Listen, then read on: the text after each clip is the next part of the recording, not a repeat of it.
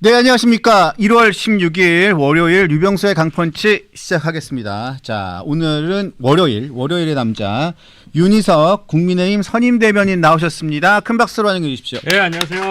네. 네. 안녕하십니까. 자, 뭐 자꾸 가자고 하더니 빨리 갑시다. 방송 가자고. 네, 빨리 가야지. 또 갑자기 방송하다가 그냥 다른 방송국으로 가시려고요? 아니 근데 거기 늦은 적은 없어. 아, 그렇죠. 제가 늦게는 안 보내드리죠. 확 그냥 못 가게 할 수는 있지만 괜찮아요. 네. 괜찮아요. 또 방송국과 약속이 있고 방송은 약속이니까요. 그렇죠, 약속은 지키긴 약속이죠. 해드리는데 자 너무 믿지는 마세요. 네. 상황에 따라 확 달라질 수 있습니다. 자 주말 동안에 한동훈 전 대표 지지자들이 토요일이었죠. 예. 토요일 날 자 3만 명이 모였다고 신문에 나기도 하고 또 조금 더 늘었어요 보니까. 또 다른 쪽에서는 또 아니다 그렇지 않다라고 얘기하는데 어제- 현장에 가셨죠? 아니요, 저는 안 갔고. 왜 안 가셨어요? 자, 뭐 그런 거는 그렇게 직접적으로 묻고 그래. 아니 그거 왜 안 가죠? 궁금하니까 왜 안 가셨습니까? 아, 그 여러 가지 그 사정이 있는 거죠. 그러면 현장에 가신 분들은 박상수 전 대변인, 신지호 전 부총장, 네, 송영훈 송영훈 변호사 전 대변인, 김종혁 전 최고도 가셨나요? 제가 안 갔으니까 모르죠. 아, 근데 숫자는 세기 나름일 텐데 제가 어제 좀 여러분들이랑 그 왜 동영상이 이렇게 사람들이 쫙 행진하는 게 있어요. 그래서 그거 프레임 끊어가지고 한번 세보라고 네. 했더니 뭐 조금 더 뭐 나오긴 하는데 네. 그래도 2,000명보단 많겠죠? 그렇겠죠. 제가 봐도 2,000명, 야, 2,000명보다는 많아 보여. 그거는 역대급이더라. 네. 2,000명은. 그 맞아요. 어, 일단은 그 정도는 아니죠. 제가 봐도. 네. 사람 참 방송을 알아. 네. 10만 명은 아니죠 또. 아 그러니까 아 이게 뭐 숫자가 큰 의미가 있습니까? 그냥 그렇지. 그 근데 3보다 훨씬 많이 나오고 밖에 나와서 그 의지를 말씀하시는 그 분들의 열정이 중요한 거지. 또 사람- 엄청나게 숫자가 세졌어 사실은. 네. 뭐 10이라고 해도 뭐 크게 무방할 정도로. 근데 뭐 그럼 또 뭐라고 할 테니까 어쨌든 숫자가 중요하냐. 네. 2,000은 훨씬 넘는다. 네. 2,000을 누가 얘기했습니까? 여연에서 네, 알겠습니다. 장예찬 부원장이 얘기했군요. 깜짝 놀랐어.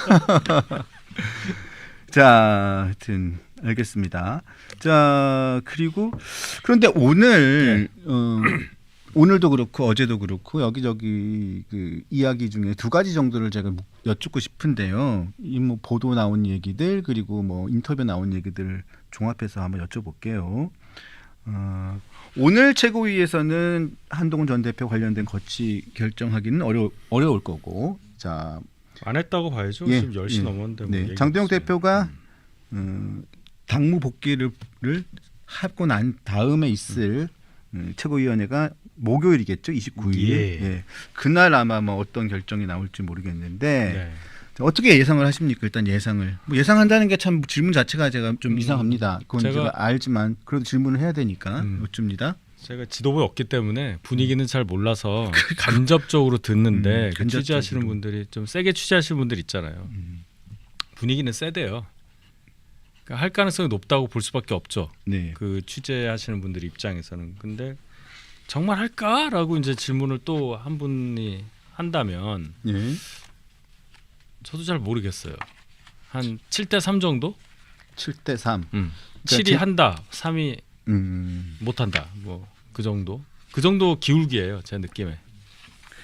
오늘 또 김재섭 의원이 뭐 인터뷰 아침에 나와서는 김재섭 의원은 좀 수위가 낮춰질 가능성이 있어 보인다. 이게 본인은 그렇게 이야기를 합니다. 뭐 그런 분위기도 아니 그러니까 그게 절차적으로 좀 보셔야 될 것 같은 게 최고위에서는 징계 수위를 결정하는 게 아니고 여부만 결정하는 거죠. 여부만 결정해서 그 얘기는 뭐예요? 제명 안 된다고 의결을 해야 뭐 다시 하든 말든 할 거 아니에요. 일단 1번 제명을 안 해야 돼. 들고 있을 수도 없어.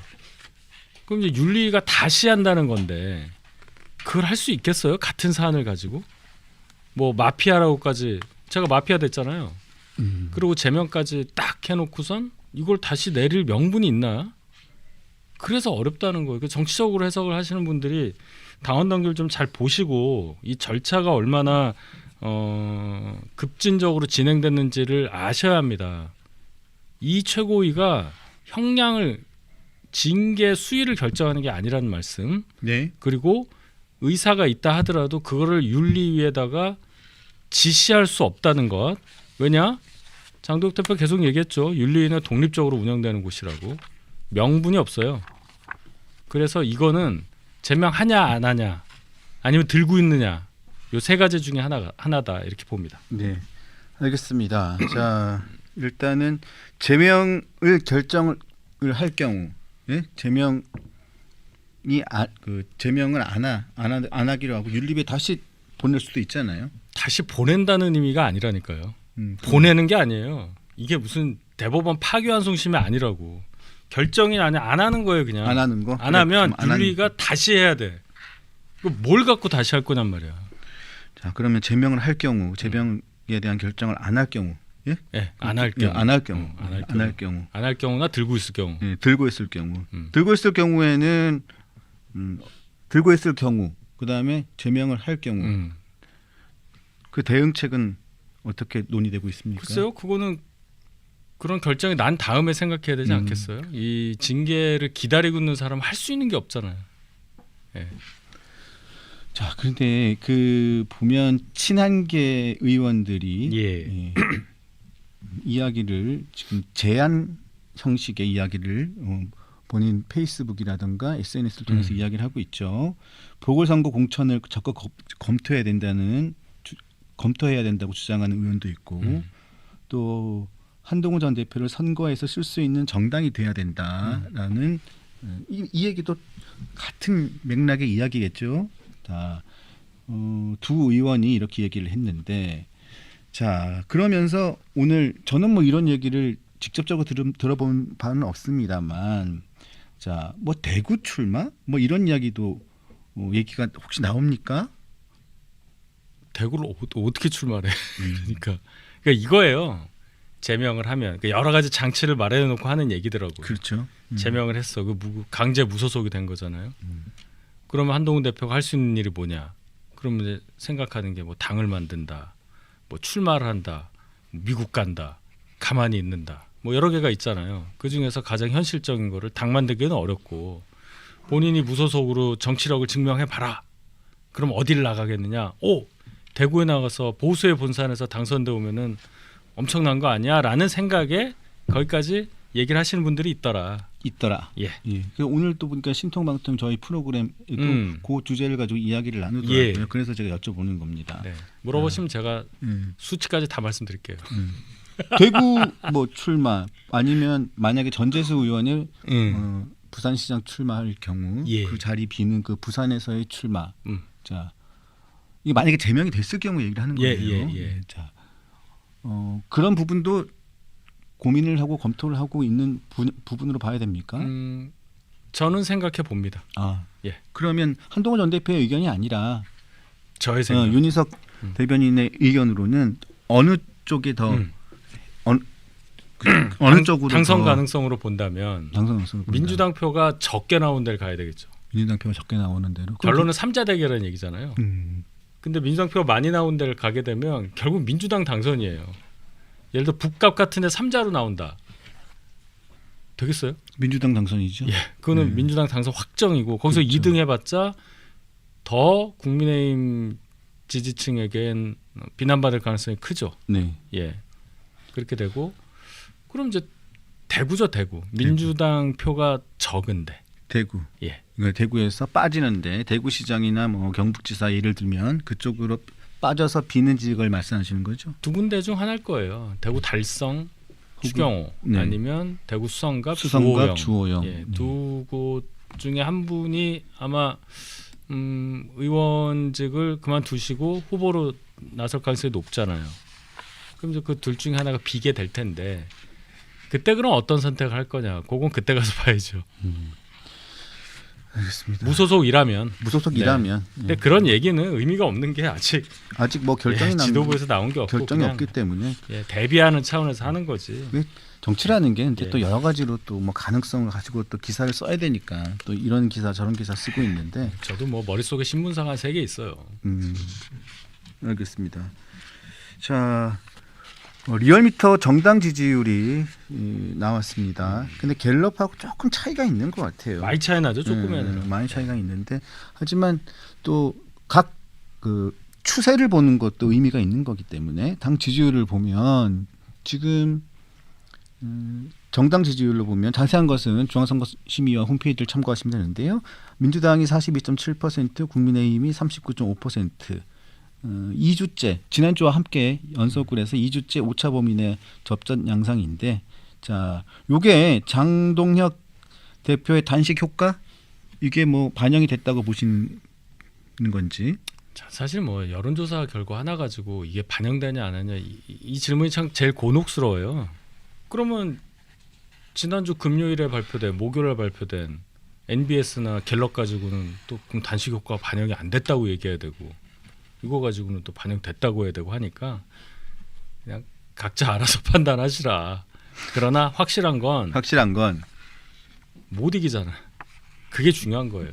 한 번이라도 이겨봤냐고. 0.1%포인트라도 이겨야 될 거 아니에요. 지는 건 똑같습니다. 지금 뭐 여론조사 리얼미터는 ARS고요. MBS하고 갤럽은 좀 다른 방식이죠. 네. 예, 면접이죠, 면접. 예, 면접 조사 전화 방식이죠. 면접. 그 차이에 따라 가지고 여론조사가 조금 달라질 수 있다는 점 알아주셨으면 감사하겠고요. 자, 안철수 의원이 또 오늘 또 한 말씀을 하셨는데 당원 게시판 논란에 대한 시급한 정리가 우선이다. 저도 공감합니다. 아, 그럼요. 예, 굉장히 공감을 합니다. 이 부분에서는 공감을 하고 자 그러면서 지금 빨리 결정을 좀 하고 문제를 다시 정리를 좀 빨리 좀 했으면 좋겠다는 취지로 이야기를 했어요. 자 그래서 지금 보면 오늘은 뭐 당원 게시판 문제를 빨리 정리를 좀 했으면 좋겠다. 결론을 빨리 도출하자. 뭐 어떤 그 구체적인 사안에 대해서는 언급을 하지 않았는데 저 부분에 대해서는 뭐 다 같은 의견이실 것 같은데. 그럼요. 네.